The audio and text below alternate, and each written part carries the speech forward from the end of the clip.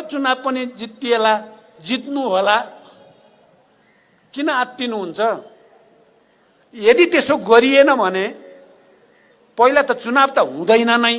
स्पष्ट निर्वाचन हुनेछ, स्वच्छ निर्वाचन हुनेछ, निष्पक्ष निर्वाचन हुनेछ, धाँधली रहित निर्वाचन हुनेछ, बत्ती निभाइने छैन, मतपत्र च्यातिने छैन। चुनावमा आउनुहोस्। तर हाम्रो सबभन्दा ठुलो भरोसा नेपाली जनतामाथि नै हो, अरूमाथि होइन। जनताले मात्रै यसलाई सच्याउन मद्दत गर्न सक्छन् भन्ने हाम्रो अन्तिम भरोसा जनतामाथि हो। हिजो उहाँलाई कालीबहादुर खामहरू चाहिन्थ्यो, आज खोइ कालीबहादुर खाम कहाँ छन्? किन चाहिँदैन उहाँलाई कालीबहादुर खाम? हिजो उहाँलाई बचाउन, उहाँलाई जिताउन ज्यान दिने हजारौंका परिवारको के अवस्था छ? ती बेसहारा भएका बा आमाहरूको अवस्था के छ? उहाँलाई चिन्ता छ?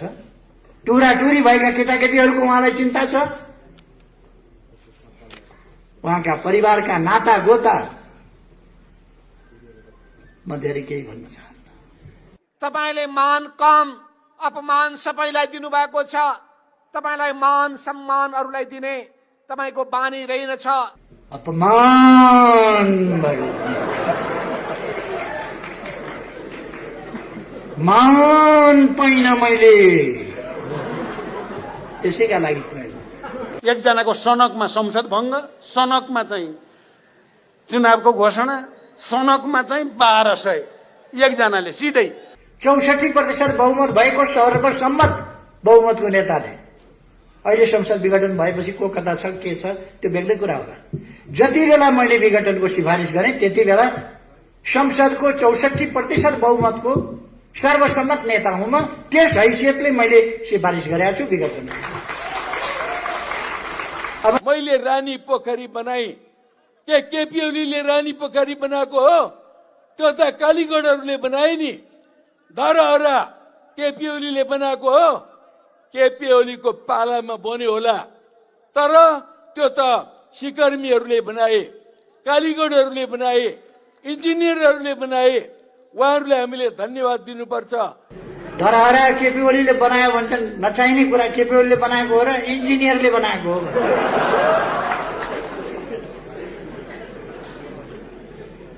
उहाँलाई के थाहा रहन्छ भने इन्जिनियरले डकर्मीको काम गर्दैन, त्यो त नापजोख गर्ने मात्रै हो। डकर्मीले बनाएको हो धरहरा। इन्जिनियरले बनाउँछ, इँटा लाउँछ, के गर्छ भन्ने पर्या रहेछ उहाँलाई। कहिले गएर नजिकै हेरे भएको।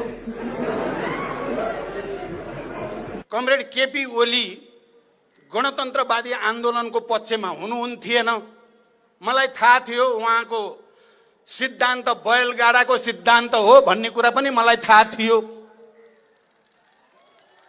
आम नेपाली जनतालाई थाहा थियो उहाँको सिद्धान्त मार्क्सवाद लेनिनवाद र गणतन्त्रको सिद्धान्त होइन। सबभन्दा आधारभूत कुरो के हो लोकतन्त्रको? समय समयमा आवधिक निर्वाचन, समय समयमा जनताका बीचमा जाने, जनताबाट ताजा जनादेश लिने, जनताबाट अनुमोदित हुने, त्यो लोकतन्त्र। संविधानमाथि यति निर्मम प्रहार अहिलेसम्म कसैले गर्न सकेको थिएन। केपी ओली कम्युनिस्ट पार्टीको अध्यक्षबाट र हामीले बनाएको प्रधानमन्त्रीबाट हुन्छ भन्ने कुरा हामीले सपनामा पनि सोचेका थिएनौँ। बडो कठिनले ल्याएको संघीय लोकतान्त्रिक गणतन्त्र, हामीले बडो मुस्किलले बनाएको, लडेर बनाएको संविधान, यसमाथि कसैले खतरा पैदा गर्छ भने हाम्रो पार्टीले झप्पु दिन्छ। त्यो कुरा सही हुँदैन हामीलाई। कमरेड केपी ओली विचारमा पनि स्खलित भइसकेको, मार्क्सवाद लेनिनवाद प्रति, समाजवाद प्रति, कम्युनिस्ट पार्टीको विधान प्रति, विधि पद्धति प्रति सम्पूर्ण रूपले मोहभङ्ग भइसकेको प्रवृत्तिको प्रतिनिधि हुनुहुँदो रहेछ भन्ने देखियो। प्रतिस्पर्धा एकपल्टको नगर्ने, प्रतिस्पर्धासँग डराउने, प्रतिस्पर्धा गर्नु पर्यो भने हार्ने, हारेपछि मतपत्र च्यात्ने, त्यो इतिहासबाट आएको हो केपी ओली। केपी ओली चुनाव बनाउँछ। संसदीय दलको नेता चुनावबाट भएको। मलाई पदको लोभ छैन, जस्तो पदको लोभ होइन। तर मलाई उधार हुँदैनन् नगदा नदी। अरू सबैको खिसी टिहुरे गर्ने मात्रै तपाईमा गलत प्रवृत्ति रहेछ, तपाईमा लोकतान्त्रिक आचरण रहेनछ, कम्युनिस्ट आचरण रहेनछ। माधव नेपालजीको सम्बन्धमा त मलाई खास टिप्पणी नै गर्नु पर्ने छैन, किनभने उहाँ प्रचण्डको एउटा मामुली कार्यकर्ता हो। उहाँ कार्यकर्ता हुन जानुभएको छ। मैले लड्नु छ भने एउटा अशक्त कमजोर रोगीसँग लड्न चाहन्न, अलिक मजबुत पाखुरा भएको बलियो राम्रै मसलदार खेल्न जानेकैसँग खेल्न मजा आउँछ। त्यसकारण सुस्वास्थ्य रहु हुन्छ। उहाँले भन्ने गरेको लोकतन्त्र पनि कति निरङ्कुश खालको रहेछ भन्ने कुरा अहिले प्रतिनिधि सभा जसरी उहाँले विघटनको सिफारिस गर्नुभयो र जसरी त्यसलाई घोषणा गरियो, त्यसबाट उहाँ लोकतन्त्रवादी होइन, उहाँ एउटा निरङ्कुश तानाशाह हो जसले यो देशलाई भडखारोमा हाल्न चाहेको छ भन्ने कुरा प्रमाणित भएको छ। कमरेडहरू र मित्रहरू, त्यस्ता झस्काहरू मान्छेलाई छन्, तर त्यति बेला कुखुरा खाने स्याल थियो। कुखुरा खाने स्याल भएका बेला कुखुरा हरायो भनेर स्याल नभएपछि अब कुखुरा हराउँदैन।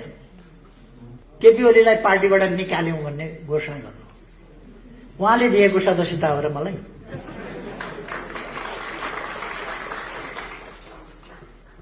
एकताका लागि दिएको थियो, एकीकरणका लागि दिएको थियो, यो देश बनाउनका लागि दिएको थियो, संविधान कार्यान्वयन गर्नका लागि दिएको थियो, स्थायित्वका लागि दिएको थियो, स्थिरताका लागि दिएको थियो, देश अगाडि बढाउनका लागि दिएको थियो। तर उहाँहरूले त्यो बहुमत आफ्ना स्वार्थका लागि प्रयोग गर्नुभयो। छोरी जिताउन नसकेपछि मतपत्र च्यातेर प्रजातन्त्रको धुजा पार्न, त्यसका लागि तपाईँ कांग्रेसमा जानुभएको थियो। तपाईँ कांग्रेससँग मिलेर चुनाव लडेको थाहा छ हामीलाई। छोरी जिताउन नसकेपछि मतपत्र च्यातेर प्रजातन्त्रको धुजा पार्न, त्यसका लागि तपाईँ कांग्रेसमा जानुभएको थियो। खासै उपलब्धि केही पनि भएन। हामी मिलेर अगाडि जाउँ। हाम्रा संविधानको सर्वोच्चताका नीतिहरू, हाम्रा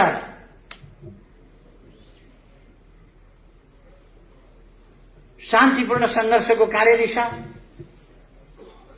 यी कुराहरूमा अब सहमत भइसकेपछि अलग्गै बसेर अलग्गै जानुपर्ने अवस्था छैन। यो लोकतान्त्रिक प्रणाली मानिसकेपछि, यो संविधान बनाइसकेपछि, यस संविधान अनुसार अगाडि बढ्ने भइसकेपछि फरक बसिरहनुको आवश्यकता छैन। मिलौं, चुनावमा मिलेर लडौं भन्ने कुरा उहाँलाई असाध्यै राम्रो लाग्यो। सुनौ लाग्यो। अझ मैले भनिदिएँ, भोलि मिल्नै भएपछि 40% लिनुहोस्। उहाँलाई साह्रै सुन्दर कुरा लाग्यो, साह्रै राम्रो कुरा लाग्यो। हामीले एकताबद्ध भएर चुनाव लड्यौं। तपाईहरुलाई थाहा छ, बहादुर भवन भनेको त्यहाँ त्यो कान्तिपथ हुन्थ्यो।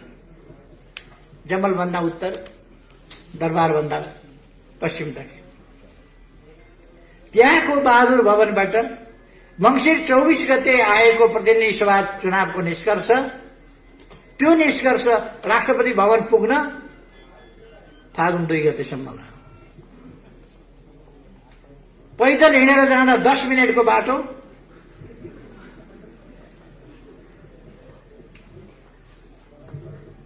सवा 2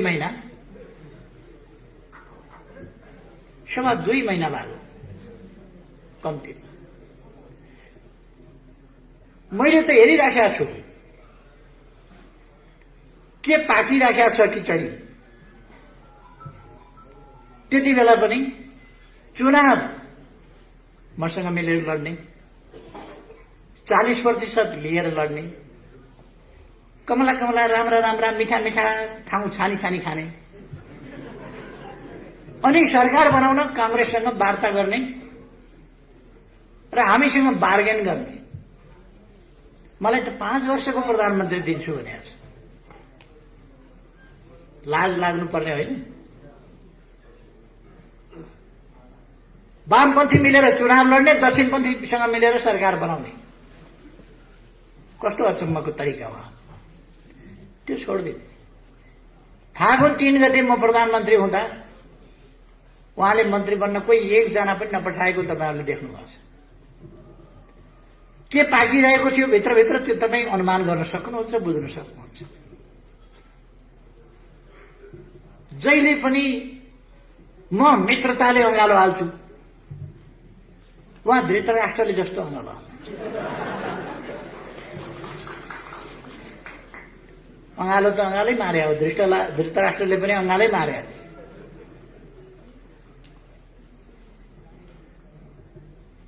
हाम्रो त्यही चलिरह्यो। उहाँको ध्यान कसरी कब्जा गर्ने, कसरी हत्याउने, त्यो मात्रै हुँदो रहेछ।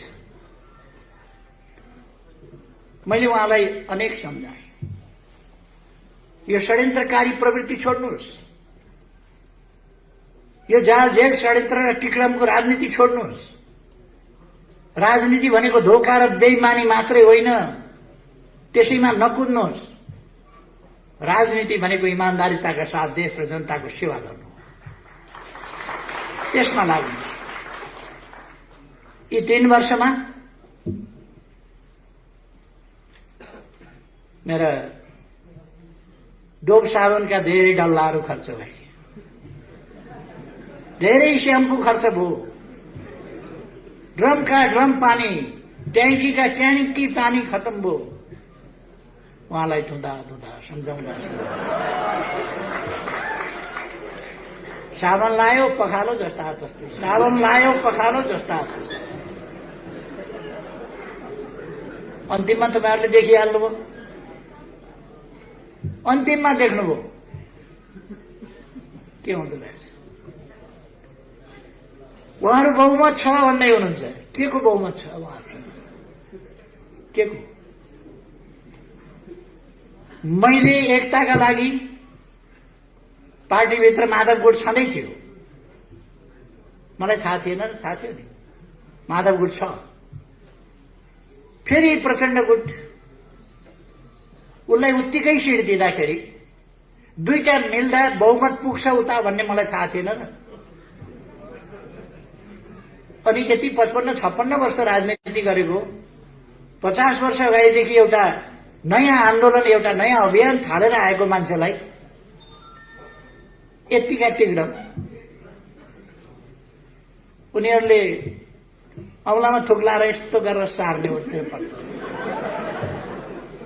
मैले त नबुझे जस्तो गरेर चुप लाएर बस्नु पर्यो।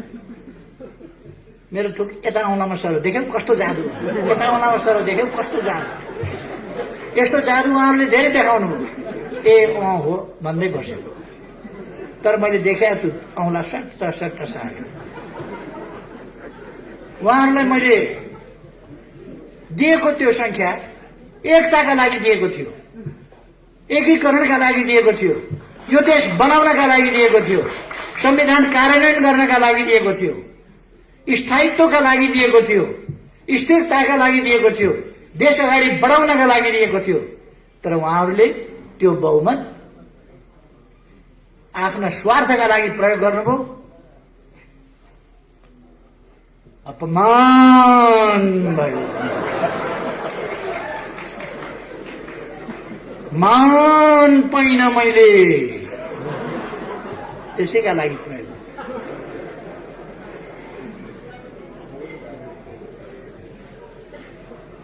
कतिपल्ट सम्झौता गर्ने? मेरो एउटा ब्रिफकेस भरिएको छ प्रचण्डसँगका सम्झौताले। कतिवटा सम्झौता गर्ने? आज सम्झौता गरौँ, भोलिपल्ट काँचै, फेरि अर्को सम्झौता गरौँ, फेरि अर्का दिन काँचै। तपाईहरुले सुन्नुभयो होला, एक दिन आउनुभयो, आधा आधा गर्ने भनेको थियौँ, तपाईले चलाउनुहोस् प्रधानमन्त्री, जनताले स्थायित्व चाहेका छन्, तपाईँ नै प्रधानमन्त्री हुनुपर्छ भन्ने चाहेका छन्, त्यो मैले बुझेँ। अहिले म प्रधानमन्त्री हुन खोज्दा राम्रो मानेनन् जनताले। मलाई कार्यकारी अध्यक्ष दिएर काम गर्न दिनुहोस् पार्टीमा। तपाईँ नै अध्यक्ष प्रधानमन्त्री भएर चलाउनुहोस्, प्रथम अध्यक्ष त तपाईँ हुँदै हुनुहुन्छ। उहाँले आफैले भन्नुभयो। मैले भने सचिवालयमा बैठकमा राख्नुहोस् प्रस्ताव। उहाँले आफै सचिवालयको बैठकमा प्रस्ताव राख्नुभयो। मैले हुन्छ भन्ने। भोलिपल्ट मैले गल्ती गरेछु कि क्या हो कामरेड भन्नु। गल्ती गर्नुभयो भने फेरि अर्को दिन सही निर्णय चाहिँ प्रस्ताव राख्नुहोस्, सच्याउनुहोस्। के निर्णय चाहिएको छ त्यो सच्याउनुहोस्। महाधिवेशन अलिक अगाडि नै गर्नु पर्यो। जहिले सकिन्छ तैले गरौँ नि त। जहिले सकिन्छ तैले गरौँ भनेपछि गत वर्ष माघ 14 देखि 19 सम्म भएको केन्द्रीय कमिटिको बैठकले आगामी महाधिवेशन 77 साल चैत 25 गतेदेखि 30 गतेसम्म हुने भन्ने फैसला गर्यो। उहाँकै अध्यक्षतामा म बैठकमा पनि बसेको थिएँ। उद्घाटनमा आएँ, समापनमा आएँ, बाँकी उहाँलाई छोडिदिएँ। उहाँले नै सबै पास गरायो। फेरि पास भइसकेपछि विधान संशोधन गरियो। नछापो कि क्या हो यो विधान? पारित गरिसकियो, केन्द्रीय कमिटीबाट पारित गरिसकियो। उहाँहरू अर्कै गुटबन्दीमा लाग्नु पदका लागि। जता जानुपर्ने त्यता उहाँहरू कहिले हिँड्नु भएन। 3 महिनाभित्र टुङ्ग्याउने एकीकरण भनेको 2.5 वर्षमा टुङ्गिएन। त्यता विचारै गर्नुहुन्न। सरकार असफल भयो कराएको कराई गर्नुहुन्छ। संवैधानिक आयोगहरूमा मान्छे नियुक्ति गर्न बैठकै बस्न मान्नुहुन्न।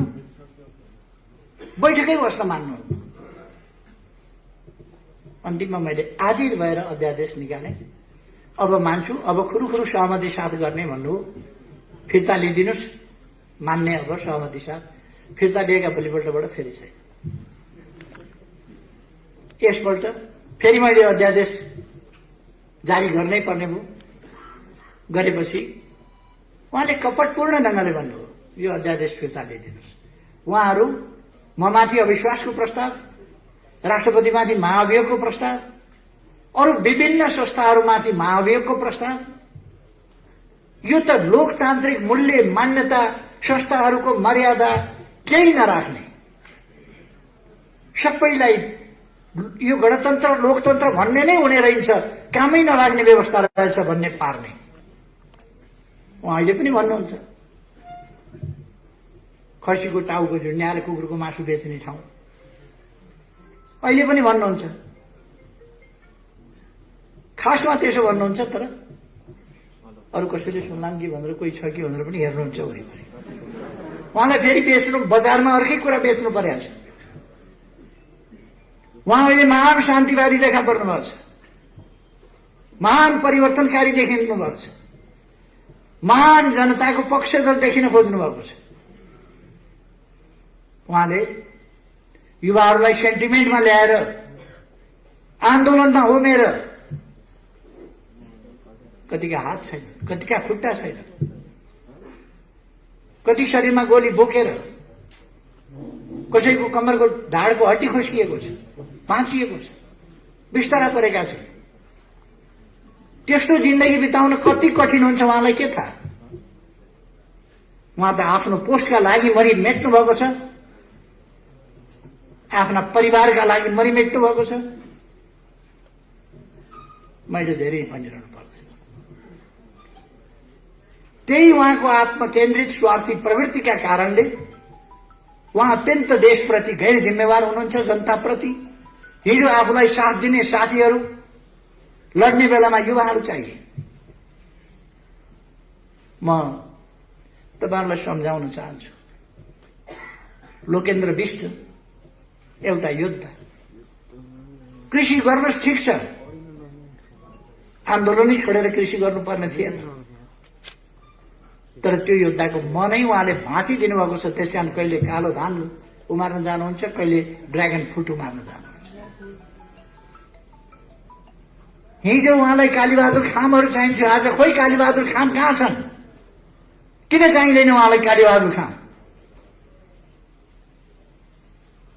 हिजो उहाँलाई बचाउन, उहाँलाई जिताउन ज्यान दिने हजारौंका परिवारको के अवस्था छ? ती बेसहारा भएका बा आमाहरूको अवस्था के छ? उहाँलाई चिन्ता छ? टुराटुरी भएका केटाकेटीहरूको उहाँलाई चिन्ता छ? उहाँका परिवारका नाता गोता म धेरै केही भन्न चाहन्न। तपाईहरु आफैले देख्नु भएको छ, भोग्नु भएको छ, म धेरै केही भन्नु छ। माधव नेपालजीको सम्बन्धमा त मलाई खास टिप्पणी नै गर्नु पर्ने छैन, किनभने उहाँ प्रचण्डको एउटा मामुली कार्यकर्ता हो। उहाँ कार्यकर्ता हुन जानुभएको छ। मलाई पदको लोभ छैन, म अरू जस्तो पद लोभ होइन, तर मलाई उधार हुँदैन, नगदी हात उधारो म पत्याउँदिन, हाताहाती चाहिन्छ नगद। नगद के रहेछ भने त द्वितीय अध्यक्ष, द्वितीय एउटा खास परिस्थितिमा हामीले दुईटा अध्यक्ष बनाएका थियौं। एमालेको अध्यक्ष, माओवादीको अध्यक्ष, दुईटा मिलाएर अध्यक्ष बनाएका थियौं। दुईटा अध्यक्ष त्यसरी हामीले आन्दोलनलाई एकीकृत गर्नका लागि, आन्दोलन फुटाउन पनि दुईटा तीनटा अध्यक्ष चाहिन्छ, जुटाउन पो हामीले बनाएका थियौं। त फुटाउन पनि दुईटा तीनटा अध्यक्ष किन चाहियो? तर मन भनेको अचम्मकै हुँदो रहेछ। न सभापति हुन पाउने हो, सभापति पनि प्रचण्डले चलाउने हो। छेउमा बस्न पाएकै थियो, फेरि सभापति अध्यक्ष नै नहुने किन हो त्यो चाहिँ मैले बुझेको छु। उहाँको बारेमा म कुनै कमेन्ट गर्दिनँ, बिचरा दुखी मनमा हुनुहुन्छ, दुखी मन। उहाँको मैले खास कमेन्ट गर्नु छैन। अलिक पछि समय कति लाग्छ म भन्न सक्दिनँ। उहाँहरू हुन त उहाँहरूले वैशाखबाट ओली सिद्धियो भन्नुभएको छ। उहाँहरूको भविष्यवाणी कस्तो नमिल्ने खालको गर्नुहुन्छ भने पोहोर म बिमारी परेँ अब मरिहाल्छ भन्नुभयो। त्यो पनि मिलेन। पोहोर बराबरै म बिमारी परेँ, ब्याङ्कक गएँ उपचार गराउन, काठको बाकसमा फर्किन्छ भन्नु। म त प्लेनको सिटमै बसेर आएँ। अस्ति म आकस्मिक रूपमा इन्फेक्सन भयो, अपरेसन गर्नु पर्यो।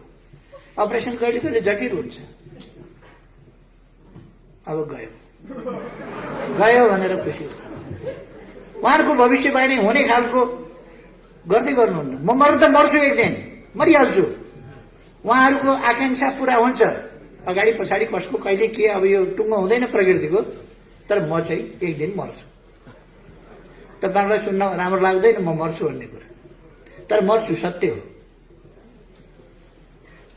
मान्छे मरोस् भन्ने कल्पना विरोधीलाई, शत्रुलाई पनि गर्नु सभ्यता होइन, गरिँदैन। विरोधीको पनि स्वास्थ्य लाभको कामना गरिन्छ। मैले लड्नु छ भने एउटा अशक्त कमजोर रोगीसँग लड्न चाहन्न, अलिक मजबुत पाखुरा भएको बलियो राम्रै मसलदार खेल्न जानेकैसँग खेल्न मजा आउँछ। त्यसकारण सुस्वास्थ्य रहु हुन्छ, सुस्वास्थ्यको कामना गरिन्छ। उहाँहरूको एउटा उहाँहरू भन्नुहुन्छ चुनाव हुँदै हुँदैन भनेर, चुनाव हुँदै हुँदैन भनेर। वैशाखको चुनावमा केपी ओली पत्तासा बन्नुभयो, फेरि चुनाव हुँदै हुँदैन पनि भन्नुहुन्छ, वैशाखको चुनावमा केपी ओलीको पत्ता साफ पनि भन्नु। म उहाँहरूलाई भन्न चाहन्छु तपाईहरूले पनि केही सिट चाहिँ ल्याउनुहोस् भन्ने मेरो शुभकामना छ। केही सिट ल्याउनुहोस्। तर त्यसका लागि अहिलेदेखि तयारी गर्नुहोस्। यो सडकमा गएर बेकार अलकत्रामा बसेर कपडा बिगारेर काम छ। घाम लागेको बेला अलकत्रामा बस्नुपर्छ, कपडा बिगार्न काम। अचम्म के भने लोकतन्त्र आइसक्यो। उहाँहरूले भने होइन अस्ति नै, अब सडकमा गइरहनु पर्दैन, अब लोकतन्त्र आइसक्यो, सदनबाटै सबै काम गर्न सकिन्छ। लोकतन्त्रको एउटा राम्रो सबभन्दा आधारभूत कुरो के हो लोकतन्त्रको? समय समयमा आवधिक निर्वाचन, समय समयमा जनताका बीचमा जाने, जनताबाट ताजा जनादेश दिने, जनताबाट अनुमोदित हुने, त्यो लोकतन्त्र। उहाँहरू परपर भित्तो हान्नुहुन्छ सिंहौरी खेलेर, वहीँ कसरी हुन्छ, नजिकै आएर भिड्न डराउनुहुन्छ। परपर सिंहौरी खेल्न सजिलो छ, उहाँहरू सिंहौरी खेलेर हिँड्नुहुन्छ। कहिले माइती घर मण्डला, कहिले प्रदर्शनी मार्ग, सिंहौरी खेलेर हिँड्नुहुन्छ। एक्लै सिंहौरी खेल्दाखेरि कुनै खतरा हुँदैन, राम्रो छ। चुनावमा भिडेका बेला उहाँहरूलाई थाहा हुनेछ, जनताले मतदान गरेका बेला थाहा हुनेछ। मेरो सुझाव छ केही सिट तपाईँहरू पनि जित्नुहोस्। जित्नु छ भने अहिलेदेखि चुनावको तयारीमा लाग्नुहोस्। उहाँहरू हल्ला गरिरहनु भएको छ कराएर। संसद पुनर्स्थापना हुन्छ। संसद पुनर्स्थापना संविधानले मिल्दैन। संविधानले मिल्ने भए पुनर्स्थापना हुन्थ्यो, संविधानले मिल्दैन। 64% बहुमत भएको सर्वसम्मत बहुमतको नेताले अहिले संसद विघटन भएपछि को कता छ के छ त्यो बेग्लै कुरा होला। जति बेला मैले विघटनको सिफारिस गरेँ त्यति बेला संसदको 64% बहुमतको सर्वसम्मत नेता हुँ म। त्यस हैसियतले मैले सिफारिस गरेको छु विघटन। अब बाँकी 36%मा विकल्प बन्छ। विकल्प भनेको बहुमत चाहिन्छ। विकल्प भनेको 51% चाहिन्छ। त्यहाँ 51% बिना सरकार बन्दैन। सरकार बन्ने विकल्प छैन भने संसद पुनर्स्थापना के का लागि हुन्छ? अस्थिरताका लागि, तमासाका लागि हुन्छ? संसद पुनर्स्थापनाको सम्भावना छैन। कतिले भन्छन् फेरि संविधानले होइन, हाम्रा कतिपय वकिल साहबहरू पनि संविधानले होइन राजनीतिक आग्रहवश भन्छन् संविधानमा विघटनको कुरै देखाएको छैन। धारा 76 को उपधारा 7 मा प्रधानमन्त्रीको सिफारिसमा राष्ट्रपतिले प्रतिनिधि सभा विघटन गर्नेछ र नयाँ निर्वाचनका लागि मिति तोक्नेछ। नयाँ मिति तोक्ने कुरा राष्ट्रपतिले तोक्ने त्यसमा व्यवस्था छ। 5 वर्ष अगाडि संसद विघटन हुनै सक्दैन भन्नुहुन्छ उहाँहरू। धारा 85 ले भन्छ अगावै विघटन भएमा बाहेक संसदको अवधि 5 वर्षको रहनेछ। अनि राजनीतिक आग्रह देखाएर हुन्छ? संविधानमा के व्यवस्था छ हेर्नु पर्यो। दुनियाँको अभ्यास के छ हेर्नु पर्यो। बेलायतमा लिखित संविधान छैन, तर अस्ति भर्खर संसद विघटन भयो, निर्वाचन भयो। निर्वाचन हुँदैन। संसदीय प्रणालीमा प्रधानमन्त्रीको प्रेरोगेटिभको रूपमा यसलाई मानिन्छ। अब चुनाव हुँदैन के किन हुन्छ? बर्बाद हुन्छ, संविधान जान्छ, व्यवस्था जान्छ, गणतन्त्र जान्छ। तपाईहरू भन्नुहोस् त, के संविधान जान्छ चुनाव गर्दा? चुनाव गर्दा गणतन्त्र जान्छ? चुनाव गर्दा लोकतन्त्र जान्छ? केही पनि जाँदैन। चुनाव गर्दा लोकतन्त्र मजबुत हुन्छ, जनताले आफ्नो ताजा फैसला दिन्छ। र साथीहरूलाई म भन्न चाहन्छु, तपाईहरू ढुक्कले यो देशलाई अन्धकारमा पर्न नदिने, अलमलमा फस्न नदिने शक्ति हामी हौ। हामीले अलमलमा फस्न दिनु हुँदैन। हामी नभएको भए म तपाईहरूलाई भन्न चाहन्छु, हामी नभएको भए संविधान बन्दैन थियो। तपाईँ हामीले देखाएको छैनौं कसरी हामी अड्नु परेको थियो, कसरी हामीले अरूलाई अड्याउनु